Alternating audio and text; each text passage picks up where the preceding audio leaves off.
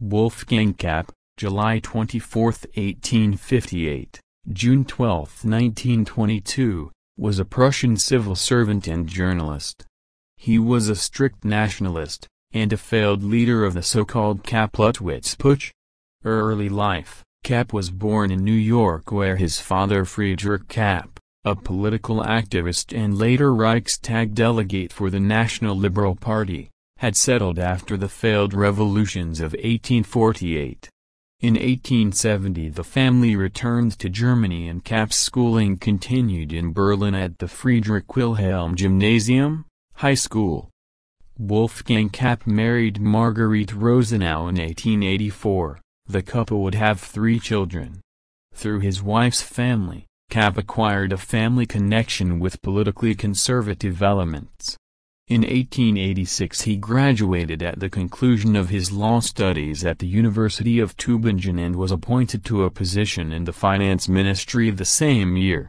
The political activist, after an ordinary official career, Kapp became the founder of the Agricultural Credit Institute in East Prussia, which achieved great success in promoting the prosperity of landowners and farmers in that province.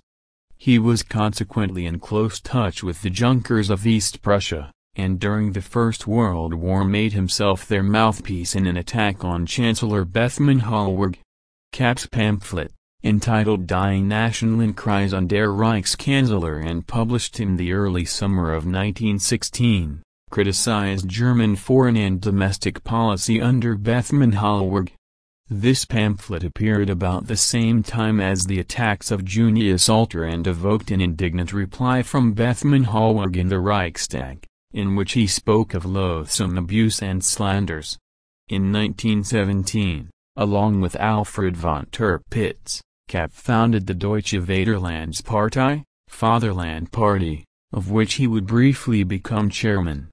He was one of a number of prominent figures of the right, including General Ludendorff and Waldemar Pabst, who set up in August 1919 the Nationale Vereinigung, National Union, a right-wing think tank which campaigned for a counter-revolution to install a form of conservative militaristic government. The Nationale Vereinigung did not, however, press for the restoration of the monarchy, the Kaiser having bowed to U.S. pressure and left for his exile near Utrecht in November 1918. 1919, which saw the consolidation in Germany of the Weimar Republic, found Kapp a member of the Deutsche Nationalvolkspartei, National People's Party.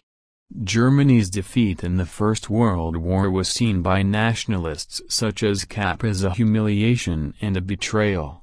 He became an exponent of the Dolchstoss legend and a vehement critic of the Treaty of Versailles. In 1919 he was elected to the Reichstag as a monarchist. The Kapp Putsch: we will not govern according to any theory.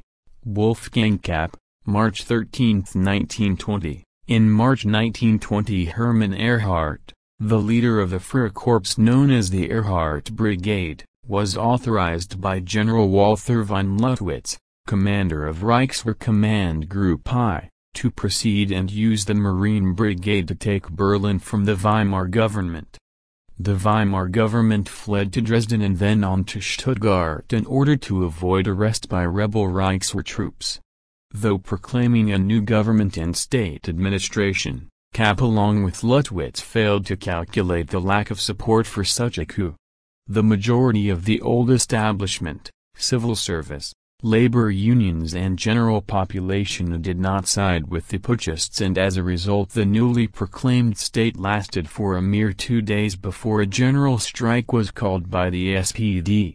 The Reichswehr, under the command of Hans von Seeckt, failed to uphold their constitutional commitment by defending the Republican government against the rebellious Freikorps units. The Weimar regime was saved by the public by means of the strike, but the putsch did not succeed for other reasons. These include the lack of outward and active support from the military elite, judiciary and civil service who were reluctant to commit to the putsch from its beginning. When the coup d'état failed, Kapp fled to Sweden. After 2 years in exile, he returned to Germany in April 1922 to justify himself in a trial at the Reichsgericht.